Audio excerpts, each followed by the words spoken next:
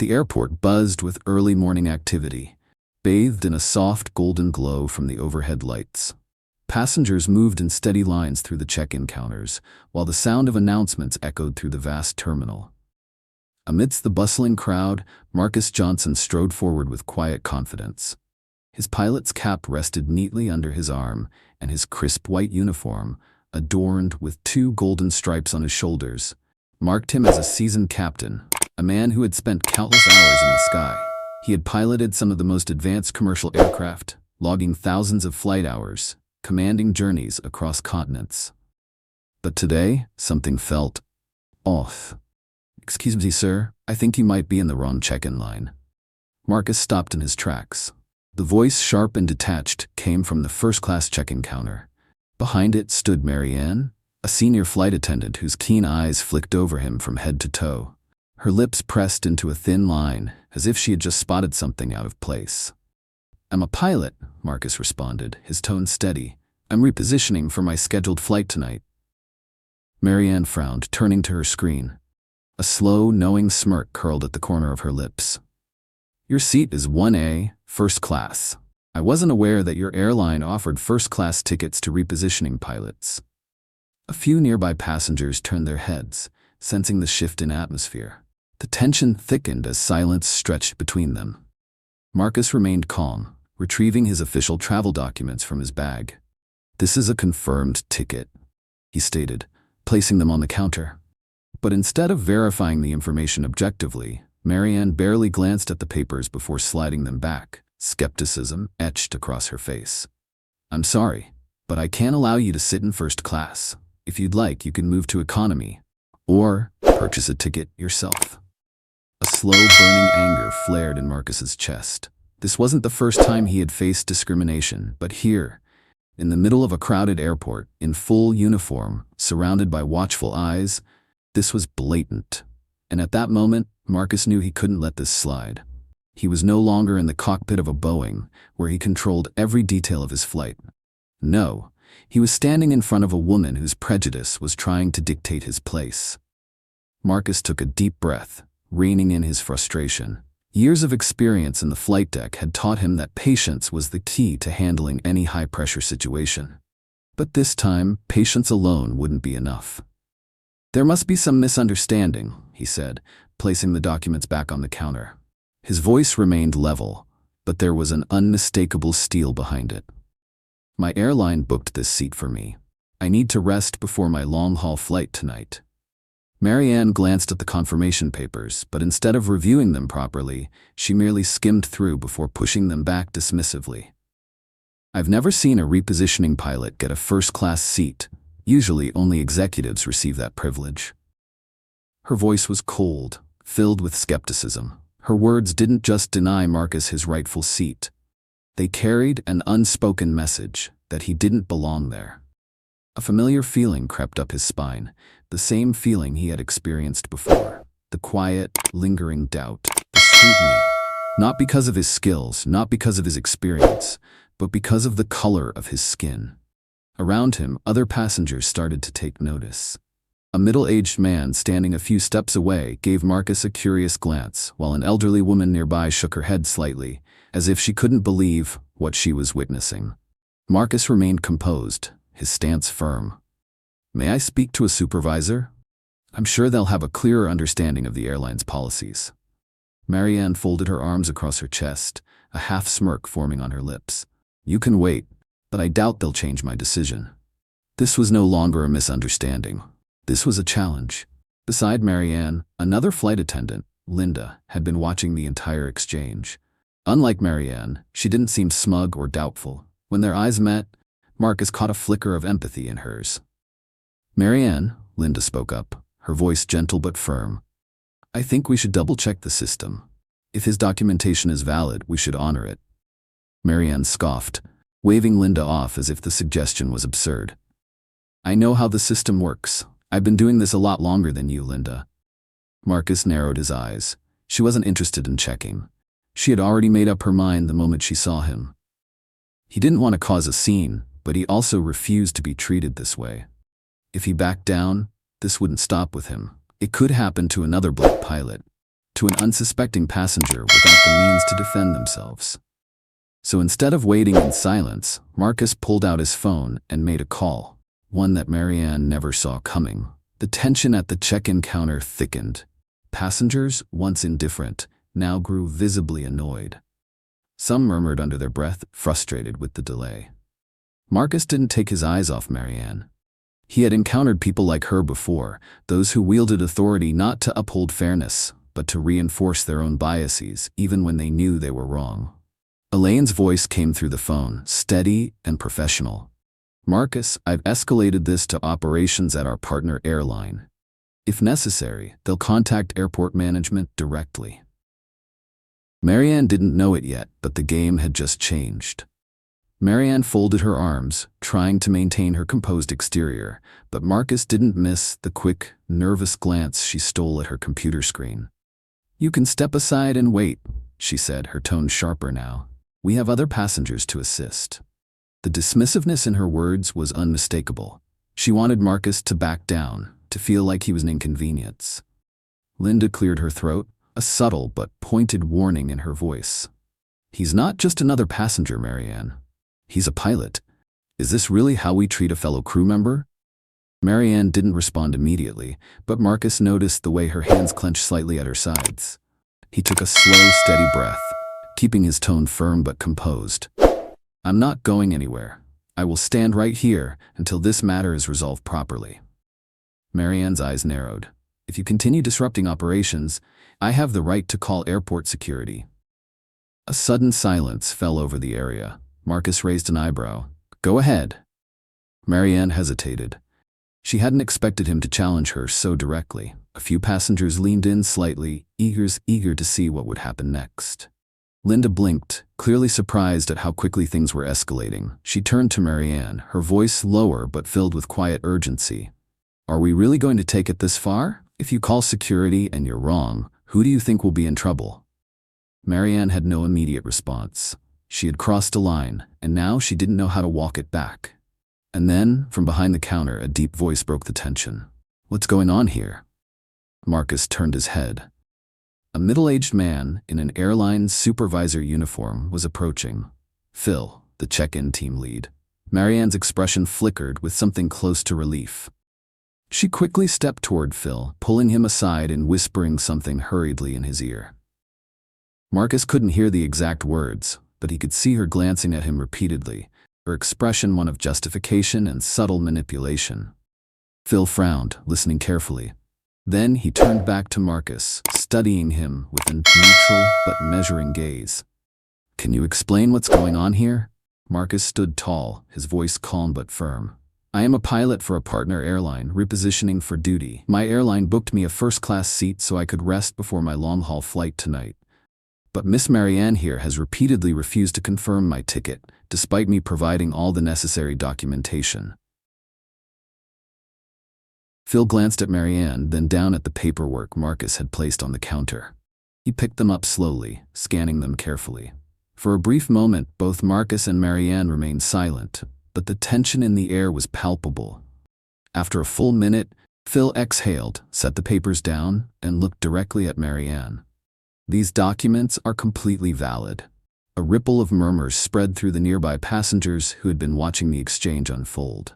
Marianne froze for a second, but quickly recovered, her voice turning defensive. "But he's a pilot, not a VIP passenger. First class isn't for repositioning crew. I'm just following the rules." Phil shook his head, his tone firm. "We have interline agreements. If the ticket was booked properly, we are required to honor it." Marianne had no argument against that, but it was clear she wasn't happy about it. Marcus kept his voice even. "So, may I receive my ticket now?" Phil nodded, then turned to Marianne. "Print his ticket. Right now." Marianne reluctantly pressed a few keys on the computer.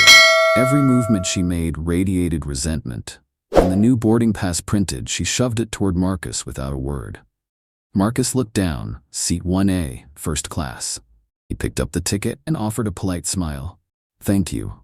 But he knew this wasn't over. As he walked away toward security, a sinking feeling settled in his stomach. Marianne wasn't just a check-in agent. She was also the lead flight attendant on his flight. Marcus tightened his grip on his boarding pass as he stepped through the security checkpoint. He should have felt relief, but instead, a nagging unease settled in his chest. Just before he had left the check-in counter, he had seen Marianne speaking with another flight attendant from her crew, her expression still seething with frustration. He knew her type. Being forced to back down didn't mean she was done. That suspicion was confirmed when Marcus arrived at the boarding gate. Standing right there in a neatly pressed flight attendant uniform, her name tag gleaming on her chest, was Marianne. Marcus stopped for a split second. If there had been even the slightest hope that the check-in incident had just been a minor misunderstanding, it was now completely erased. She wasn't just on duty. She was the lead flight attendant on his flight. Marianne had spotted him too. She turned away immediately, but Marcus didn't miss the way her hands tensed at her sides, or the quick glance she threw toward Phil, the shift supervisor who had just arrived at the gate. Phil stood nearby, talking to a ground crew member, but when he saw Marcus, he walked over. "Everything squared away?" Phil asked, his voice neutral but tinged with wariness. "My ticket was reissued," Marcus replied, his gaze flicking toward Marianne. "But something tells me this is going to be an interesting flight." Phil sighed. "Look, I know there was a misunderstanding earlier, but you've got your seat now. There's no reason for any more issues." Marcus held his gaze steady. "I hope not."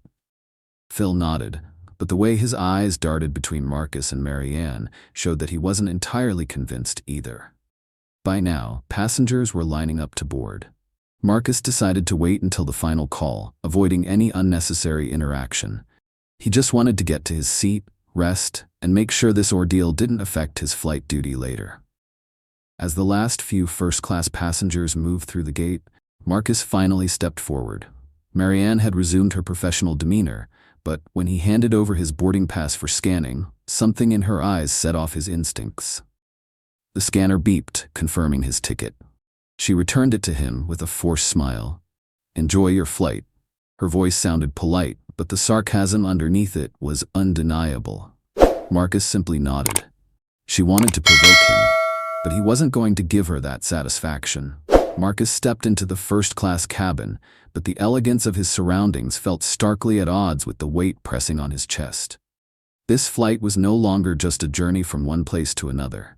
It had become a test of patience and dignity. And Marcus knew this was only the beginning. He took in the spacious cabin, the plush leather seats, the soft ambient lighting, the quiet hum of luxury that surrounded him. Everything was designed for comfort.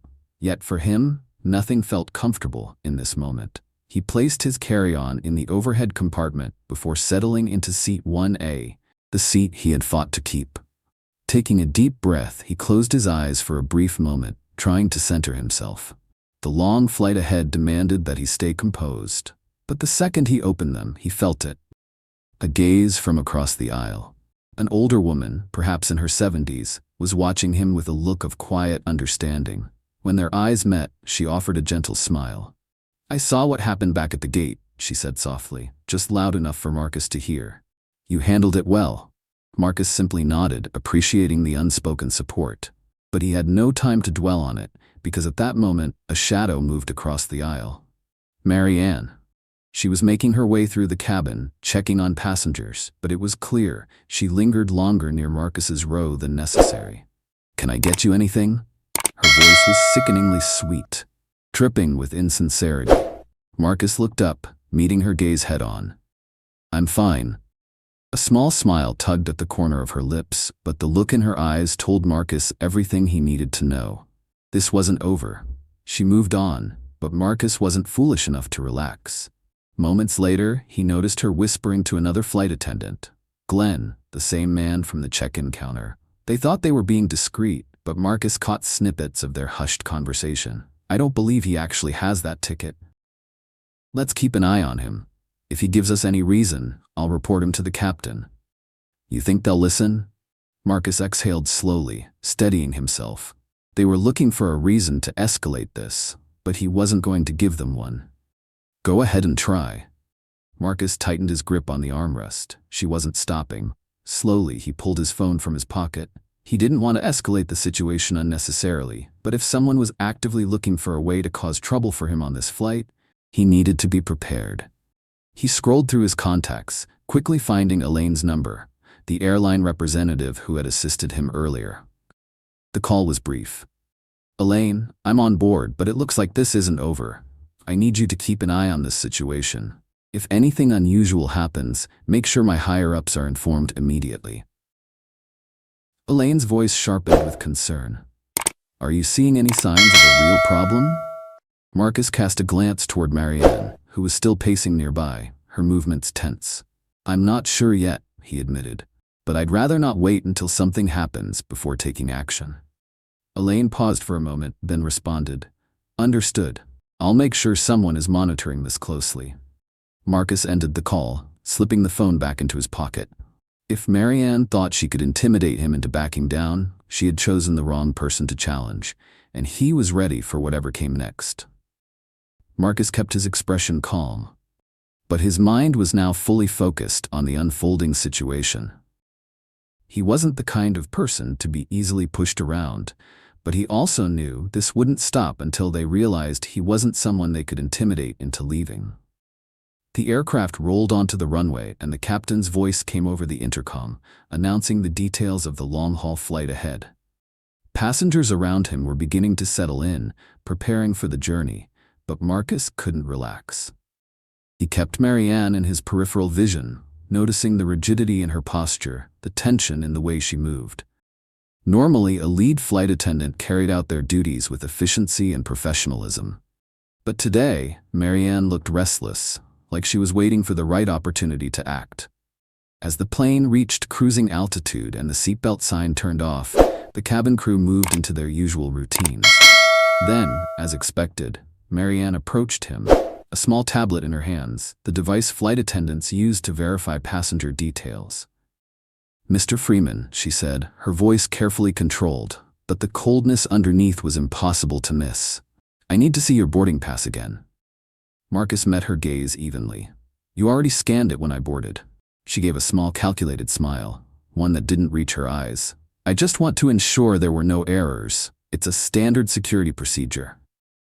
Around them, passengers began to take notice. A man in the row ahead furrowed his brows, his expression a mixture of curiosity and mild suspicion. Marcus took his time, slowly retrieving his boarding pass, never breaking eye contact as he handed it over. Marianne examined it for several seconds, frowning as if she were looking for something wrong. But there was nothing. The ticket was completely valid. She had no choice but to return it. Marcus took it back, his voice measured but unmistakably firm. "Thank you. Is there anything else you need to verify?" Marianne pressed her lips together, trying to mask her frustration. She had hoped to find a reason, any reason, to remove him from that seat. But she had lost this round. Still, Marcus knew this wasn't over. And he was right. From the corner of his eye, he saw Glenn, the young flight attendant from the check-in counter earlier, emerge from the rear cabin. He walked up to Marianne and whispered something into her ear. Marcus couldn't hear the words, but he could see it in their faces. They were still looking for a way to get rid of him. A minute later, Marianne turned back, and this time, her demeanor had changed. She wasn't pretending to be polite anymore. "Mr. Freeman," she said, raising her voice slightly, ensuring others in the first-class cabin would hear. "We have a small issue. I need you to come with me to the front of the aircraft to discuss it." Marcus crossed his arms. "Discuss what?" Marianne tilted her head, that same smug smirk appearing again, but this time it was laced with something more dangerous. "It's an internal airline matter," she replied. "I believe you'd prefer to handle this discreetly." Marcus immediately understood what she was doing. She was trying to isolate him, to get him away from his seat, to put him in a position where she could exert more pressure. And if he got up and followed her, who knew what they might try to do? He leaned back into his seat, keeping his voice calm but firm. "I'm not going anywhere. If there's an issue, we can talk about it right here." Marianne blinked, clearly caught off guard by his direct refusal. The tension in the first-class cabin was becoming undeniable. Some passengers exchanged glances, sensing that something wasn't right. And then, a voice cut through the uneasy silence. "I don't know what's going on, but I've flown hundreds of times. And I've never seen a lead flight attendant spend this much time checking a single passenger. Marcus turned toward the voice. It was the older woman from earlier, the one who had spoken up for him before. Around them, other passengers nodded in agreement, a few casting irritated looks at Marianne. Marianne realized she was being watched. She couldn't continue applying pressure so openly anymore. Marcus kept his voice low but firm. I have no intention of causing a problem, but if I continue to be singled out without valid reason, I will contact my airline directly, and they will want to know why I'm the only passenger being treated this way. Marianne was starting to lose control of the situation. She glanced around, realizing she had put herself in a difficult position. Glenn, standing nearby, shifted uneasily, hesitating before gently tugging at Marianne's sleeve, as if urging her not to push this any further. For a moment, Marianne hesitated, then let out a sharp exhale, trying to mask her frustration. Fine. If you refuse to cooperate, there's nothing more I can do. She turned away, but Marcus knew she wasn't finished. And this time, he wasn't just going to sit back and defend himself, he was going to escalate. As soon as Marianne disappeared behind the cabin curtain, Marcus pulled out his phone, scrolled through his contacts, and called Elaine directly. The moment the line connected, his voice was steady but firm. Elaine, I need you to inform management immediately. I am being deliberately harassed on this flight. He heard Elaine inhale sharply on the other end. Are you serious? Marcus glanced toward the front galley, where Marianne was still whispering to Glenn, her posture tense, her expression hard. Very serious, he said. And I want them to handle it now. Marcus put his phone away, but his mind remained locked in on everything happening around him. He had officially reported the incident, and he knew Elaine wouldn't let this slide. But at the same time, he also knew Marianne wouldn't give up easily. A few minutes later, the flight attendants began serving beverages. As Marcus sat in his seat, Linda, the flight attendant who had witnessed the morning's events at check-in, walked past him. She hesitated briefly, then leaned down and spoke softly enough so that only he could hear. Are you okay? Marcus gave a small nod. I'm fine, but I think you already know this isn't over. Linda glanced toward the front of the cabin where Marianne stood near the galley, her body language stiff with tension. Linda let out a quiet sigh. She's looking for an excuse to escalate things. Be careful. Marcus offered a slight knowing smile. I always am. Linda didn't say anything more, but there was something in her expression, a quiet reassurance, that made Marcus feel just a little more grounded. And then, an announcement came over the intercom. We are preparing to serve lunch. Please remain seated so our crew can complete service quickly and efficiently. Marcus leaned back in his seat, refastening his seatbelt. But just as he had expected, Marianne wasn't done. She pushed a meal cart down the aisle, stopping suddenly when she reached Marcus. It seems there's been a small mix-up with your meal, she said, her voice syrupy sweet, too sweet. Marcus looked up at her. Oh, is that so? She held up the passenger list, pretending to check something. It looks like your meal was left off the order. We can bring one up from economy, but I can't guarantee it'll still be warm. Marcus met her gaze, his expression unwavering. Then I'll take a first-class meal, just like every other passenger here. Marianne smiled, but it wasn't friendly. We'll see what we can do. She pushed the cart forward, but Marcus knew this wasn't a simple oversight. This was a message.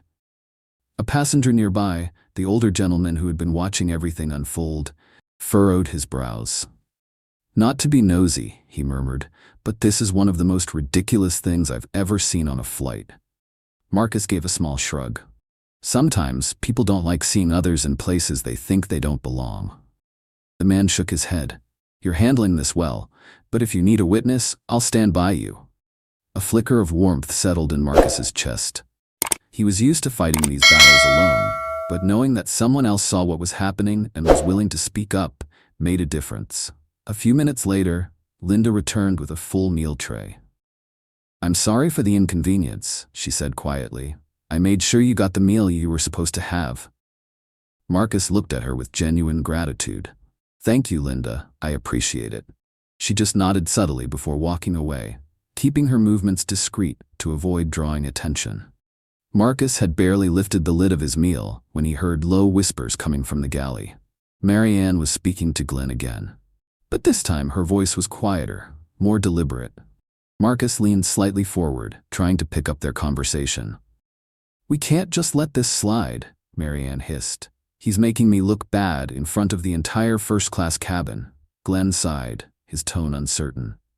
"But he hasn't done anything. What do you want me to do?" Marianne let out a bitter laugh. "Just wait. If he so much as does anything slightly wrong, I'll report him to the captain immediately." Marcus narrowed his eyes. There it was, the moment he had been waiting for. Marianne was digging her own grave. He didn't need to do anything, just wait. Because if she kept abusing her authority, it wouldn't just be her problem anymore. It would become her airline's problem. Marcus leaned back, calmly finishing his meal as if nothing was happening. But in his mind, a plan was already taking shape. He wasn't going to let Marianne walk away from this unscathed.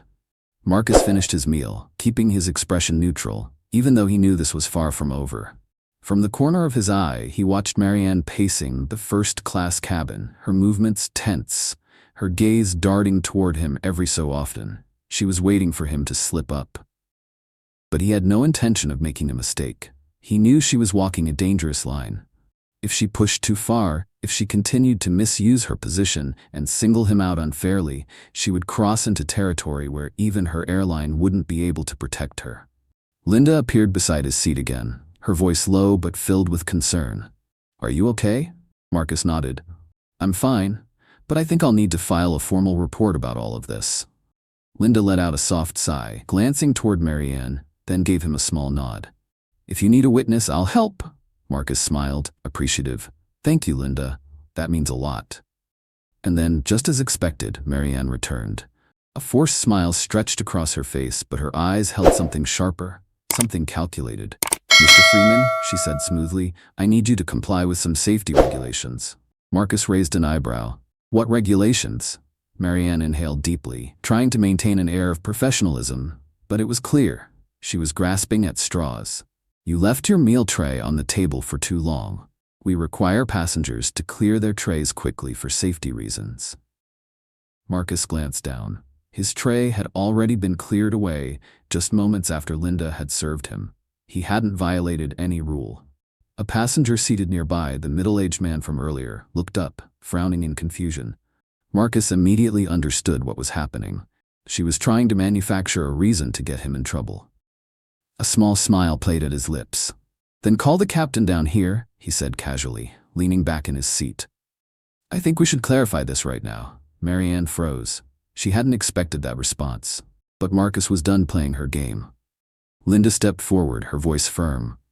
"Marianne, I think we should leave him alone. He hasn't done anything wrong." Glenn, still lingering nearby, looked increasingly uneasy. His gaze flickered between Marianne and Marcus, realizing that the situation was spiraling into something far more serious than he had anticipated. But Marianne was in too deep to back out now. "I have the right to enforce flight regulations," she snapped, her tone sharp. Marcus met her stare head-on, his voice calm but cutting. "And I have the right to report your discriminatory behavior to your superiors." A ripple of murmurs spread through the first-class cabin. Passengers were no longer just observing, they were starting to voice their disapproval. Linda took a small step back, as if to silently let Marianne face the consequences of her own actions. And then, the intercom crackled to life. "Flight crew, please return to your stations for landing preparation." Marianne had no choice but to step away, but the anger in her expression was unmistakable. Marcus leaned back in his seat. He knew this wasn't over, but now he was in control. As soon as the plane touched down, Marcus took out his phone and opened his notes app. He began typing out a formal report detailing everything Marianne had done. He would send it the moment they landed. And this time, Marianne wasn't walking away from the consequences. The aircraft glided smoothly onto the runway, but the tension in first class remained thick. Marcus stared out the window, watching the golden hues of sunset stretch across the horizon. But he knew he couldn't exhale just yet. The seatbelt sign turned off. Passengers stood, retrieving their bags from the overhead bins, eager to disembark. But before Marcus could leave his seat, a cold voice stopped him. "Mr. Freeman, I need you to stay back for a moment.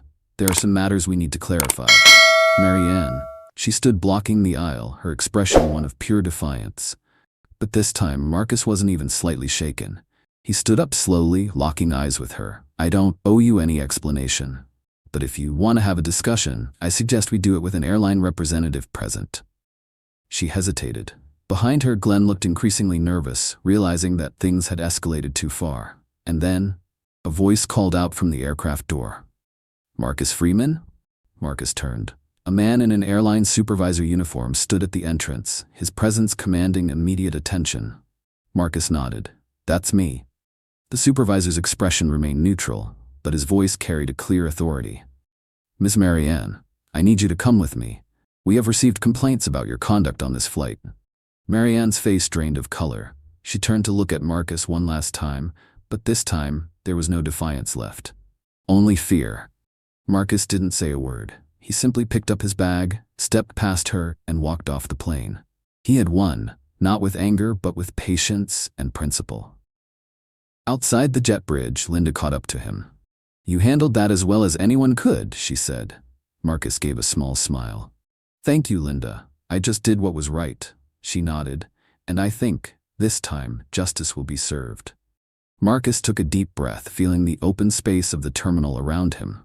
Because in the end, he had proven something. Something far greater than just securing a seat in first class. This wasn't just a story about a seat on a plane. It was a story about standing up for fairness. A story about refusing to accept discrimination, no matter how subtle or blatant it may be. Marcus had held his ground, not letting prejudice define his worth. And in the end, justice had prevailed. If you believe that everyone deserves to be treated with respect, share this story and help spread the message. Let us know your thoughts in the comments below. Hit like if you agree that no one has the right to determine another person's worth. Subscribe to Aiva Stories on YouTube so you never miss an inspiring and meaningful story like this. Share this video to spread the message of fairness and humanity to more people. Thank you for being with us. See you in the next story.